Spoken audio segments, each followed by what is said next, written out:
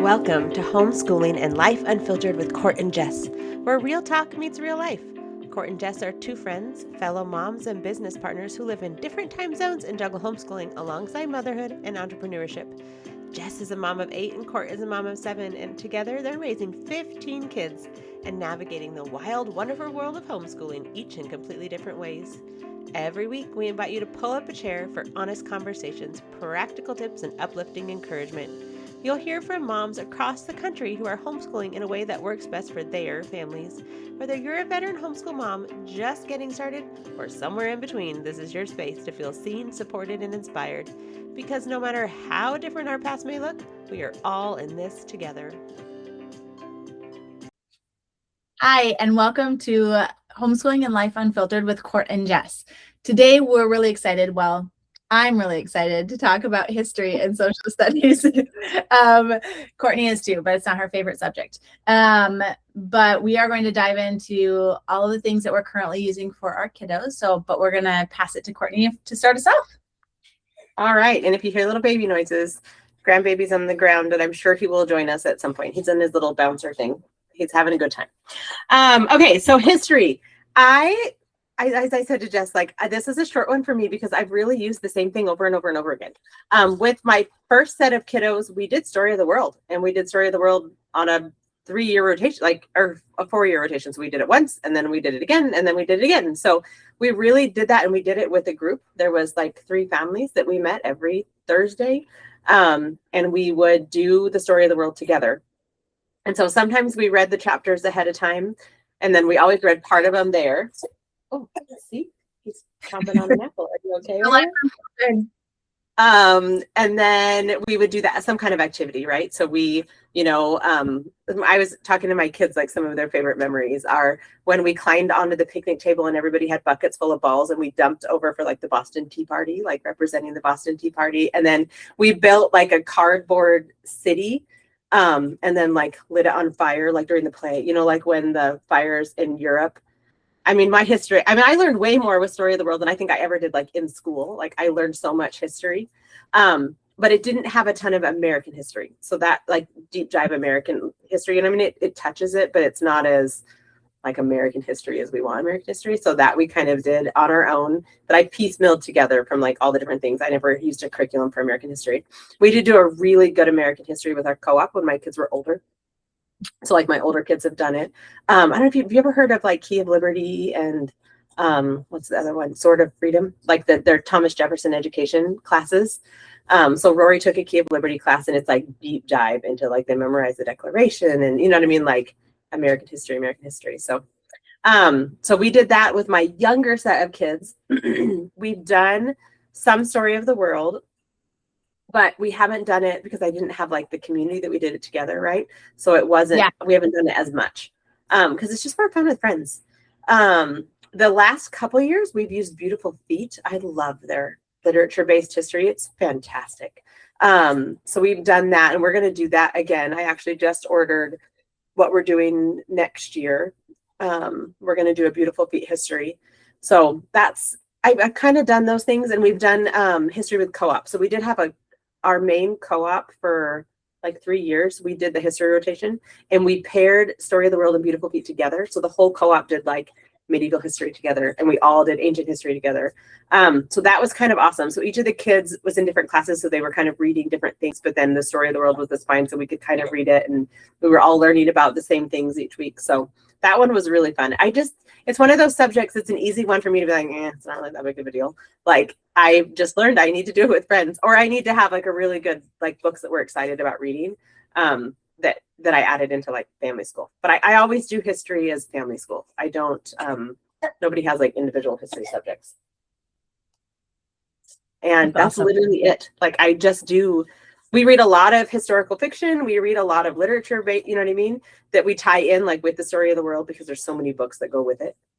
But that's it. History is pretty straightforward for me. I have not tried a million things because I've just stuck with what works. So you talked about the city, and you lit it on fire and you dumped out the buckets. How did you, so I assume you were just reading about, the fires or the plague, and then you just Like, how did you come up with those ideas? Oh, are you not familiar with Story of the World? Okay, so Story of the World has like your book with the stories, but it has an activity book that goes with each chapter. So it has the maps, it has questions, there's narrations, and then it's full. Each chapter has, I don't know, 5 or 6 activities to do with it. I love it. We do love Story of the World, but we did a little bit of an activity book. No, I feel like it was a 15 ago. It might not have been that long ago, but a really long time ago. But mostly we've just listened to the books and then done other history. So yeah. So the activities are what are fun, which is why I think this history failed for me this year, because we were only just reading. I didn't get out the activity books. I was like, they're big. They don't really need it. We do. We do need it. We need the activities. That's how they're like embracing it and learning and remembering the things, right? Like they remember the Boston Tea Party because of us acting it out. And they remember us dressing up like warriors with like the face paint, and they remember, I'm trying to think about, we were like looking back through pictures because we took a lot of pictures of history because we did a lot of like hands-on things, like when we embalmed an orange, and like there's all these really cool things that the first set of kids did, right, that my second set of kids has not done. So I need to be the not lazy mom and get out the activity book, because there's so many really cool hands-on things to do with it. What do you do? So I know we're talking about history, but we're really talking about social studies. What do you guys do for like governments or geography? Yeah, so geography is weaved into Story of the World and Beautiful Feet. There's always a map, excuse me, that goes with it. But we also do good in the beautiful language arts, which geography is in that. And so the years that we've done U.S. history, though, we've done the, the maps, like the U.S. history or the U.S. maps, and they write in all the ones they've memorized, and then they check it. And then every day, you know what I mean? We do more. I should probably bring that back out. We haven't done that in a few years. And then what did you just ask me? Oh, government. We do more like in high school. That's kind of a high school course. Yeah. When my kids get to high school, they do some separate social studies, like those kinds of things. I've never done government as far as our full class, my full class of children. Family school. The family school, yeah. I do it. Oh, that's awesome. Well, that sounds great. And it's funny. So simple. No, but it can be so simple, right? It doesn't have to be hard. And I think that families will find, especially those who are new to homeschooling, like where your passions lie or where you're going to go more in depth because it's fun, right? And then your kids catch your enthusiasm and they want to do the fun things with you too. Yeah. That's where the books come in. So like as we're reading and they're learning, they're like, oh, that was so interesting. That's when we go look for those other historical fiction books and the things that match the time period to kind of like pull in more of that, history, out of the box, it's not a textbook. That's the boring part. That's great. Okay. So this is probably our main subject that the foundation really is. I mean, we do social studies and history in classical conversations, and I promise you guys, we are not getting paid to mention any of these things. But I do love classical conversations. And so when my kids are little, like 4 years old, until they go to high school, they are memorizing history sentences. And it's one of my favorite things. And so like, for example, this one is one of our, I randomly opened our book for the year, and it says, tell me about the civilizations of Mesoamerica. And so that I would ask that question to them, and then they would repeat back to me from memory 3 of the advanced civilizations of Mesoamerica from 1200 BC to AD 1500 were the Olmecs, the Mayans, and the Aztecs. So depends. So we have a 3-year cycle. So depending on if we're like ancient history or modern history, there's going to be different history sentences that they memorize with it. And then my favorite part, though, is the history song. So we memorize a timeline of historical events from creation all the way until 9/11. And I can't remember how many events are on it, hundreds of events. And my kids memorize it. We put it to music. You can memorize so many things to music. Even these history sentences are put to music if we want them to be. But that's one of my favorite things. And over and over and over, I see, even all the way to my daughter who's in college, that she'll talk about something from like the Byzantine era. And she's like, oh, and she has that peg in her brain because she memorized that as a kid as being one of the reference points on our timeline. And so the way we do history is we have this timeline, right? So we have this idea of the order of events, and then we have the geography piece where we are memorizing the whole world. So lots of major, all of the continents, all of the countries, some major cities and and big the oceans and mountain ranges and some like the big geographical pieces in the world. And then they had dropped from memory at a certain age. I think it's in 7th grade. So now we have the historical timeline and we have the geography map in our mind. So then when we go in to learn about all of these different historical events, they're able to say in their mind, they can picture when it was approximately, right? It was, after the Roman Empire fell, but before this event. And it helps them to kind of visualize where that is. And then they can also visualize it on a map. And I've just found that helps them to be more engaged in history. But again, this is coming from a family who we love history. So it's a little. Do you have that is that song with all the different things recorded somewhere? Yes. It's on YouTube or something like that? On YouTube. Yeah. Oh, okay, you'll have to link it. We'll have to share it because I'm curious. That sounds so interesting. It's so good. And so I have videos of my little 4 and 5-year-olds memorizing this entire song. And we listen to it in the car. And the Classical Conversations redid a lot of their songs a couple of years ago. And I really don't like the new stuff. But their timeline song has remained the same. And it is fun and catchy for adults. So I have no problem playing it in my car. And it's I don't know, when my kids do it, it's 11 minutes long. I mean, it's crazy. It's something crazy. It's not short. That's how we memorize the states and the capitals, their songs, because it's amazing what you can learn through songs. That's a 100%. These kids can memorize 10 popular songs. They can certainly memorize scriptures and books in the Bible and timeline events and all of those things. And so anyway, so that's kind of that's what we base all of our history on. So I kind of picture as we have this big bowl, right? And that's the timeline and the geography work that we do. And then we fill it. And so we fill it with things. I always try to fill it with things that my kids can relate to. So I brought some resources to share. So my kids really get into, so we really like graphic novels at our house, good quality graphic novels, not comic books. There's a huge difference. Yes, there is. And I'm always looking for recommendations because those are Macy's favorite. So these Hazardous Tales are awesome. And I haven't heard of those. This one is Lafayette, who is my oldest daughter's favorite potential history husband, is what she would tell you. So that's how nerdy we are when it comes to history in this family. Is my kids are oh, this is who I would marry in history. So this is my daughter's list. But it's really good. It's really heavy for a graphic novel, but done in a really fun way. My kids really like them. There's a lot of them.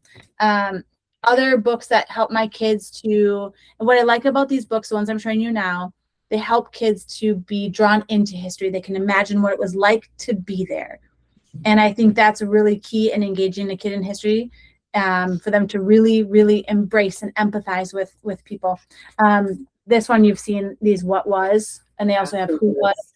Yeah. Right. I wish they were in color, right? Because it's these beautiful, fun covers, and then I don't love the pictures inside. But this one's Ellis Island. It's really great. They put some questions on the end as far as. I haven't read very many of the What Was. We've read the Who Was. Every time we do the biography fair or something like that, because there's such an easy way to grasp what's happening. You know what I mean, for the kids. I love them. Along with picture books, historical picture books.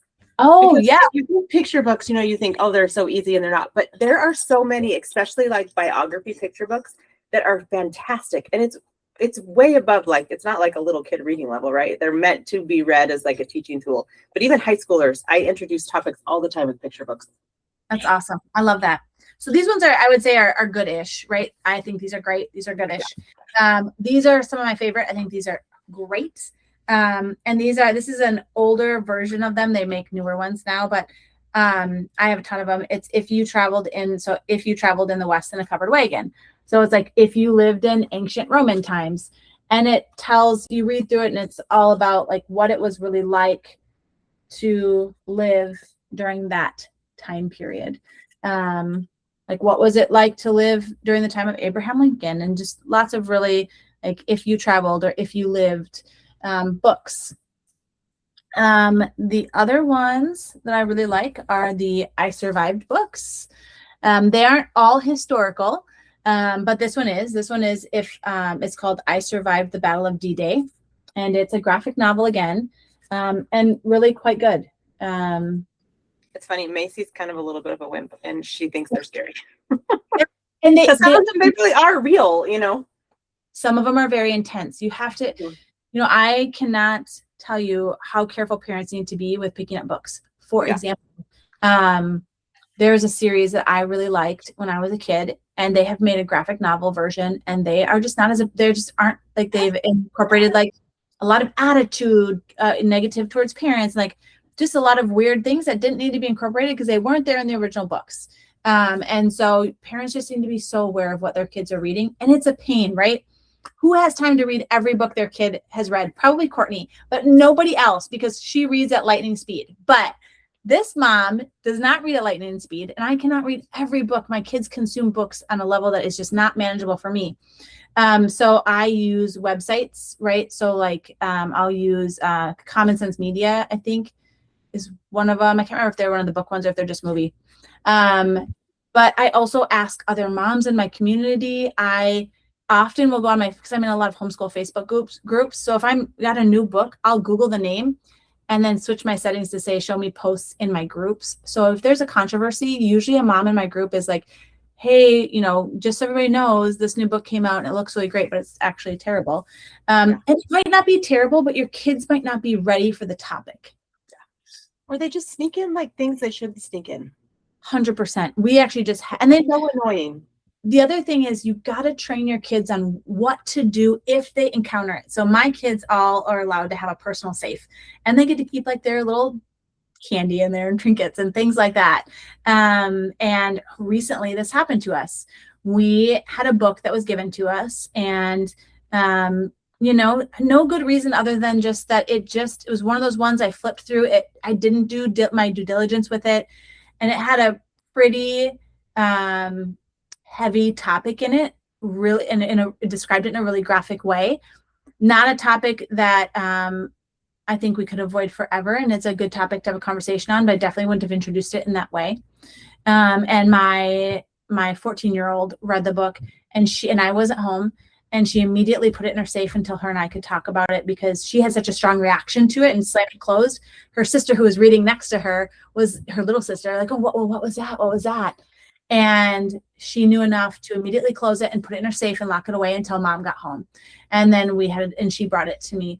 And so I was so proud of her. So we can do all we want to protect our kids from we're getting way off topic, but make sure your kids have a plan for when they encounter a topic that is just too heavy for them or just completely inappropriate.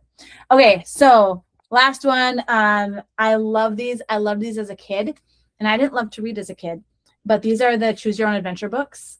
And there's a couple different kinds. History one, huh? Yeah. Oh, tons of history ones. So this is World War II pilots and interactive history. And the way that they work is, so some pages you'll read and it'll just say turn the page. Other ones you have a choice. So like this one is, do they want to fly the Avenger torpedo bomber, or do they want to fly the Hellcat fighter? And then they might have to say, well, they're gonna go to this battle, or they're going to stay home and nurse their broken. And then there's consequences to all of the decisions they make. And full disclosure, sometimes they do die in this one. Like, you might choose a path that leads them to a real life scenario where their character would not have survived, because these are real historical events and battles. So anyways, really like it. And then also, I think just finding like good old fashioned historical novels, like you were talking about, Courtney, that relate to what your kids are going through. So I have a daughter who is beautiful, but she's very tall. She's probably going to be like 5'11", She is over 5'9" right now, and she's 14. And she doesn't love being tall yet. She's going to love it someday, right? But nobody is like, all the kids her own age haven't caught up to her yet. And so this book I just happened upon, and I'm so lucky.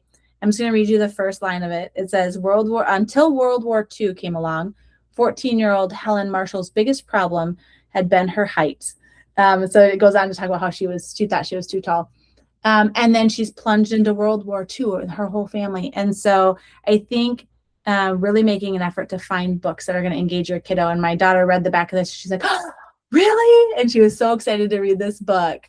Yeah, so cute. I love the children. Was it Children of America? Something. They're blue.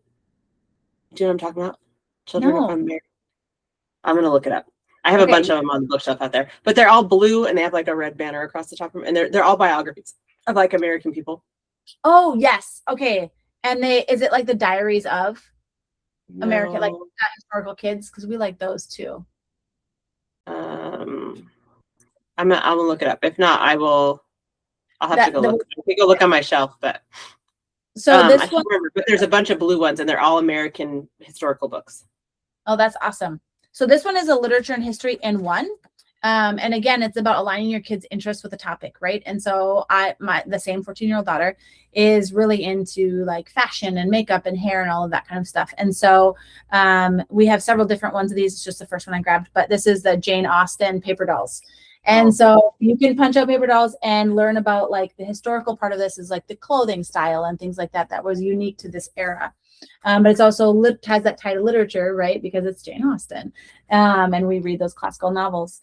And so I couldn't find it on her shelf, and she's not home to tell me where it is, but we got a history of fashion. So it's this huge, really thick book.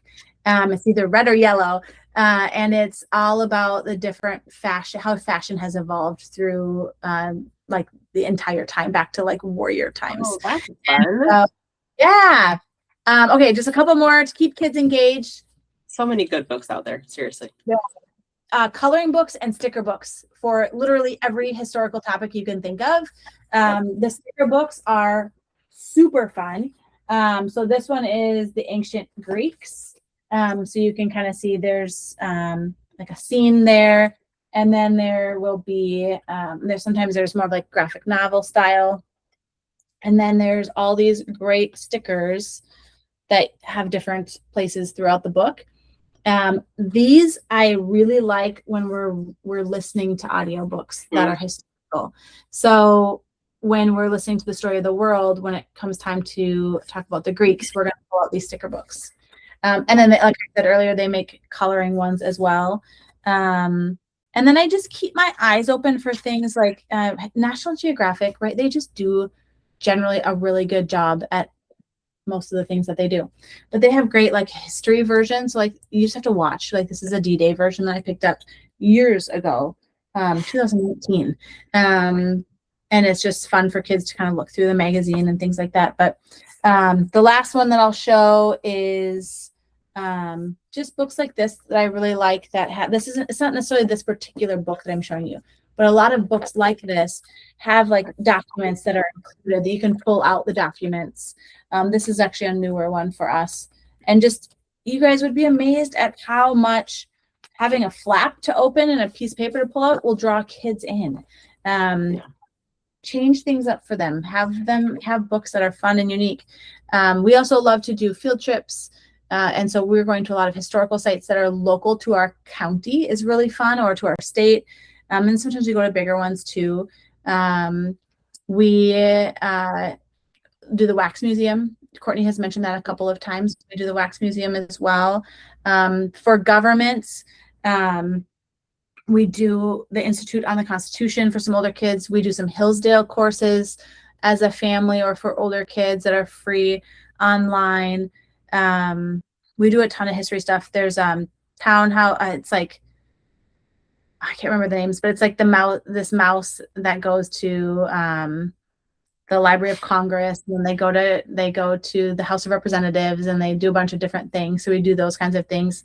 In high school, our kids get really into history. They are annotating historical documents, and things like that, and reading biographies. Let's see.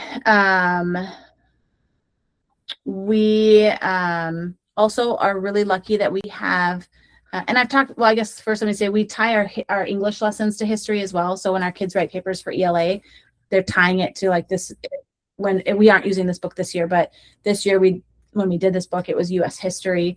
And so all of the papers that they're writing. Those are fantastic. Sorry, I think there's a little bit of a delay. You keep stopping.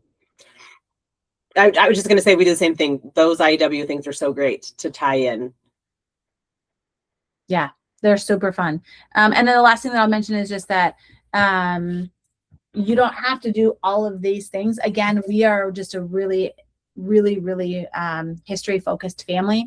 Our dad my husband loves history. He knows a ton about history and is just really engaged and has helped to drive home that love of history for all of our kids. And so yeah, now we have a daughter who is an archaeology major and in doing all things history all the time. And so it's just part of our family culture. But hopefully there are a few good tips and tricks there for families who either love history or who are struggling with history and just looking for some things to try to engage not only their kids but themselves. Because if parents are not engaged, their kids are going to pick up on that, and they're going to be disengaged before you even get to the table. They're going to pick up on that from you. So one of the other things that I love to do when you showed me like that coffee table book, it reminded me is that one of my favorite things to do is go to the library and whatever whatever we're learning about. So say we're learning about Greek mythology or we're learning about Rome or wherever, but our library has a huge nonfiction section, and you just go to that section and I would pull out, different picture books and different biographies or different whatever that went with it. And then I have forward facing shelves that you would put the books on so they can see the covers. And they'll just, walk by and pick it up. You know what I mean? They have free time. It's just seeing the cover, it brings it in. And so they're getting the little nuggets of things. And then they're like, oh, this is really interesting. Look at this, Mom. And then we might go look up a YouTube video. You know what I mean? It kind of like rabbit trails out. But just by having the forward facing things for them to see, they're going to pick it up more than if it's just like on your shelf. Yes. Courtney gave this advice on a reel for Adventure Upward, and it is one I'm still working to try to figure out where can I put that forward facing shelf, because it's so true. You guys, I was in her basement and I saw these shelves and I'm like, oh, look at that book. Oh, look at that book. Oh, I want to read that book, right? Snap a quick picture of this book. Like you can't help but be curious about the book. So I think that's such a great idea. Still working on it. Still does that. And they're just they're picture shelves from IKEA. And that's what we use as the forward facing bookshelves. So they're very inexpensive. But it makes a nice statement piece on a wall too. So I love it. Okay. Yay. So many fun history tips. I'm excited. And actually I just got my box of books from the Beautiful Feet, what we're doing. And that's what I'm going to do with them is I'm just going to set them up on the forward facing. So they start looking at them. Like we're not starting it yet, but maybe tip your toes and maybe they'll read some this summer. So I love it. That's so great. Well, this was such a great discussion. And if you guys have tips for us, share them with us. Find us on social media. And we'd love to hear your tips and learn about your resources too. Yeah. And next week, here, let's do a teaser. I have to find my list really fast. It's in this notebook. We are going to talk about our extra subjects. So kind of the fun, maybe your music or art or poetry or whatever it is. We're going to talk about those kind of little extra subjects that I think sometimes they get missed, right? They just get shuffled under the rug. Yeah. We'll also be like foreign language, which is always a hard one for families to feel like they're tackling well or that they can tackle. So come for some tips. I'll bring some tips for that one as well. Well, that's a great one. Okay. Thanks. See everybody later. Bye.